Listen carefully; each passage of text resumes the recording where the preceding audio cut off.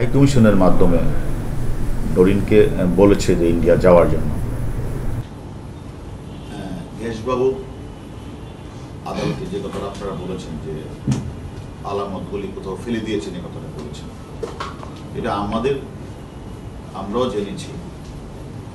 সে কারণে আমরা আদালতের কাছে ইতিমধ্যেই আমরা তাকে আরো অধিগত জিজ্ঞাসাবাদের জন্য আমরা তাকে একটা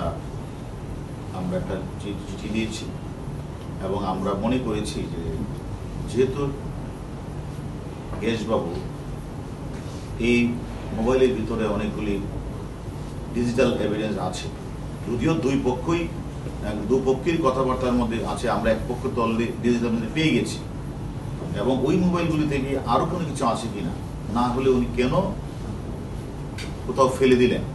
প্রথম বলেছিলেন যে উনি হারিয়ে ফেলেছেন, আদালতে আবার উনি বলেছেন যে এটা কোথাও ফেলে দিয়েছেন। আসলে সে কারণেই আমরা আদালতের কাছে চিঠি দিয়েছি যে আমাদেরকে জিজ্ঞাসাবাদের জন্য আরো দরকার, তাহলে তাকে আমরা সশরীরে আমরা ওই জায়গাগুলিতে নিয়ে আমরা ভিজিট করব এবং আলামতগুলি কোথায় ফেলেছেন সেখান থেকে আমরা বের করার চেষ্টা করব।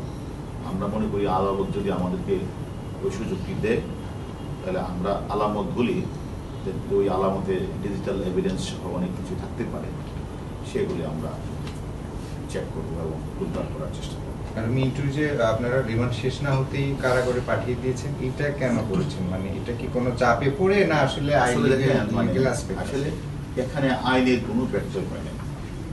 তদন্তকারী কর্মকর্তা কাউকে যখন জিজ্ঞাসাবাদ করে তখন সে তার স্যাটিসফ্যাকশনের উপরেই ডিপেন্ড করে।